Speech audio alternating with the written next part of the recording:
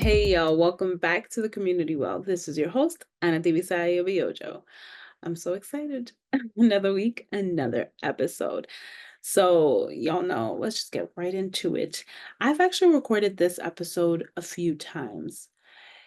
Yeah, I'm having a hard time recording this episode. I'm not even gonna lie. Um, and I'm not sure why. So we are gonna push through together. And y'all wouldn't have known, but I like highlighting things. Okay. I like highlighting things because um I don't know, I'm just not a person that can hide things. It's different. Like I can be private about some things, but I'm also not somebody that hides. Like I wear my emotions on my sleeve. That could be a good thing or a bad thing. It is what it is. Um, but I just like to call things out. Because, even when you hear the episode, y'all know me by now, and you'll be like, something was off." You're right, something is off. I'm having a hard time recording this episode. Um, but yeah, so this week I wanted to talk about physical health and continue with our conversation about physical health. I also wanted to check in, see how you all were doing. There's been a lot going on in the world and people's lives based on people that I've connected with, as well as my own personal life. And so I wanted to check in and see how you all were doing. How are you doing? Mind, body, soul, and spirit.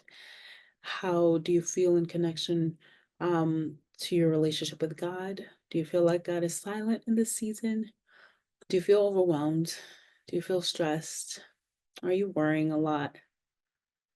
Do you feel like your finances are a hot mess? Do you feel like a hot mess? Are you loving your job? Are you hating it? Are you wishing you can go into business for yourself? Really, you just want like autonomy, independence. Are your kids driving you crazy? Or are you loving time with them? Is it hard balancing life right now? How's your marriage? Your relationships? I want to know it all. Random questions to ask you, but I want to check in and really I hope y'all know when I ask, "How are you doing?" I really, really want to know how you are doing. Um, it's been an interesting few weeks. Um, Life was lifing for a little bit, and I feel like we're in this recovery period. I wanted to do a video, like a shorter form video, like on TikTok and IG, and I probably still will, about sort of my family being on fire. And I know that seems extreme, but being in a period of time where it's almost like you're in crisis mode and feeling like, oh my God, there's so much going on. And I'm trying to share in a way, obviously, that I protect my family's um, privacy because that's important. Because I'm very transparent and vulnerable. There are a lot of people in my family, my little crew, that are private and not wanting to share for obvious reasons. Most people are like that.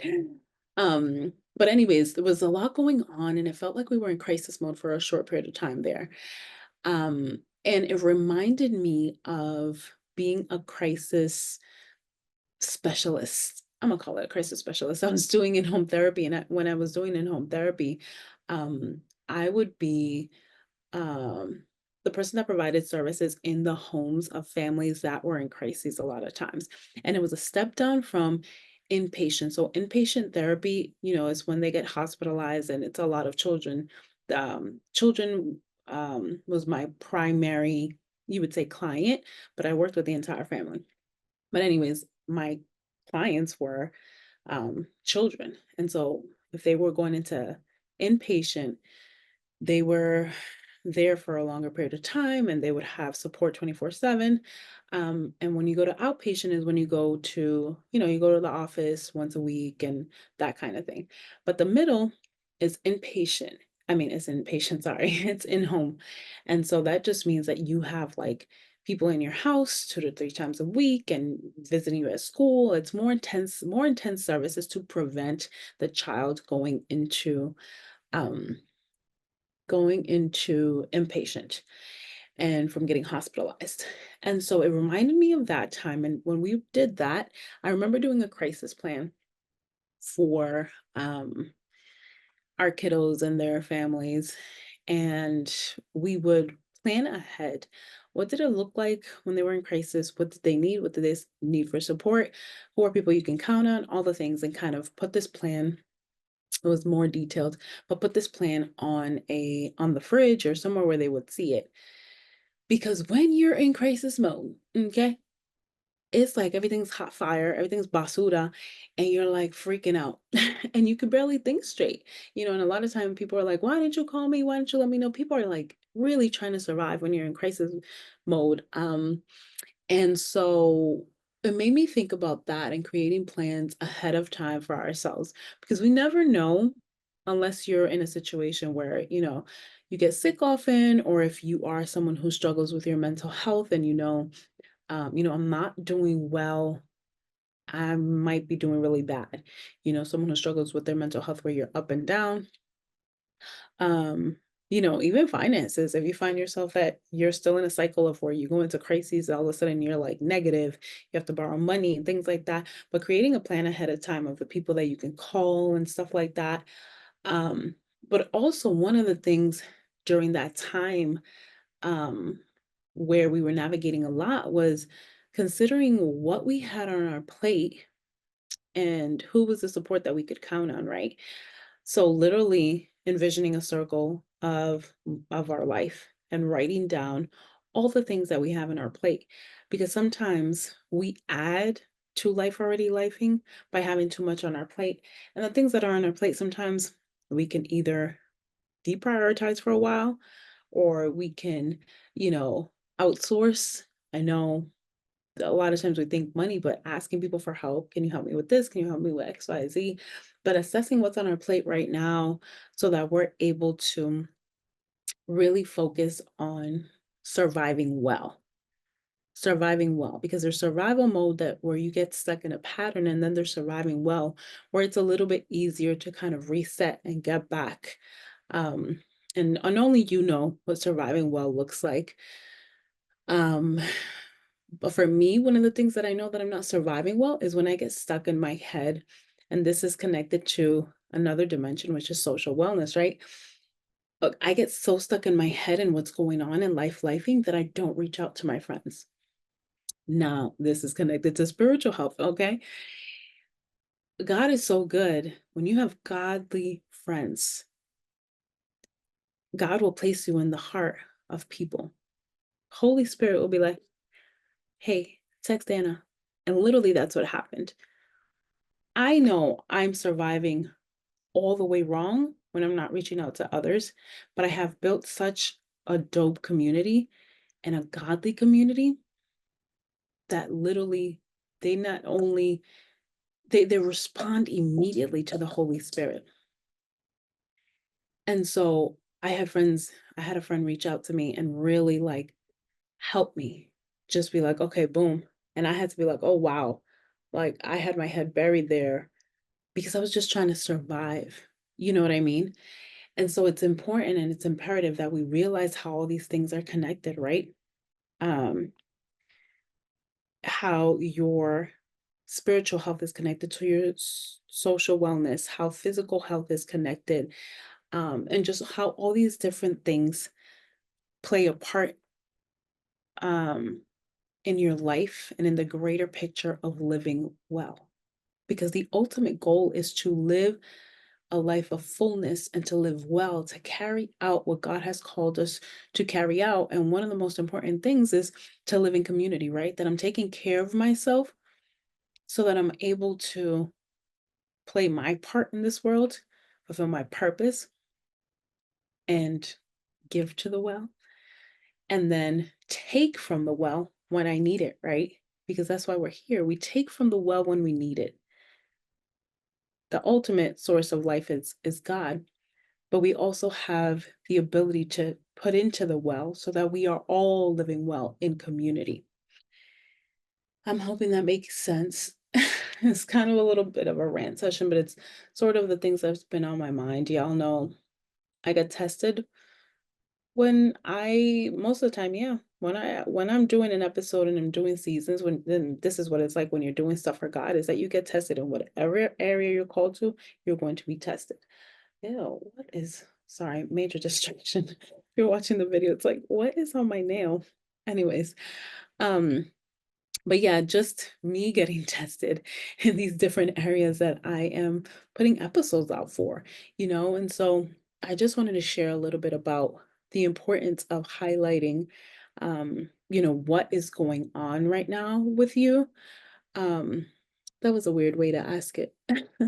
It's important to highlight, you know, how you're doing, what is going on in your life, and identifying the root, but then also how every area is impacted.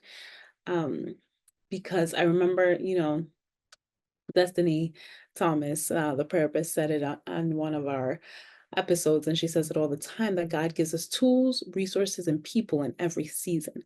And so, assessing what dimension of life is being impacted the most and how it impacts the others, and then identifying what are the tools, resources, and people that God has given you. Like for me, the resource of bringing up the fact that I had past experience in an area that I now was able to, get those ideas to implement for my own family, people, my friends that reached out, and being able to rely on them, right? And so, what are the tools, people, resources? What are the things that you have, and also the tools, the activities that I shared, and the plan, as well as the what's on your plate is an actual activity. It's actually a cool activity that you can do with your family if you have like older children. And I'll share really quick, I guess. But you can take an actual paper, take a circle, or you can buy real paper plates if you want to get fancy with it. And just sitting down with your family and everybody writing down what's on their plate physically, because a lot of times we forget that kids have stuff on their plate too. And I actually have to do this with my own kids. It's been on our plan for the past few weeks, and I, keep forgetting. But writing down what's on your plate, and everybody takes the time to write down what's on their plate, because sometimes people can't help you in your own family because they have no idea what's going on with you. And so, you know, what's on your plate physically, and then you can do another one on what's on your plate mentally. Because a lot of times we're overwhelmed by certain things. Our kids, our teenagers are overwhelmed. There's so much going on. And how can we support one another and be there for one another if we're not sharing what's on our plate?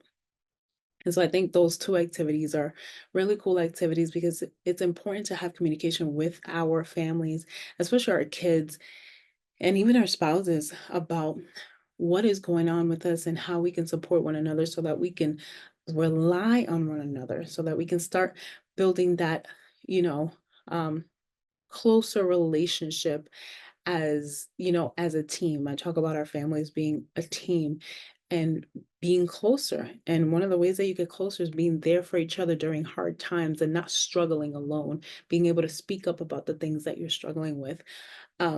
So yeah, what are the tools, resources, and people in this season that God has given you? And this is going to require a slowing down in order to be able to identify that.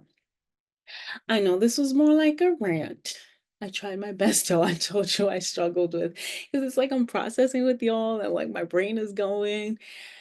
So yeah, I hope it made sense. I hope that it was helpful. I'm really praying and hoping that you are doing well. I hope that you know that you're not alone, that you reach out if you feel overwhelmed and you feel like the voice telling you that you are alone and nobody cares about what you're going through gets really loud, that you silence that by reaching out. And I hope that you also remember that this is a season, whatever hardship you're going through, and whatever the circumstance, that it is temporary and it too shall pass. I love y'all, and I'll see you on next week's episode. Bye, y'all.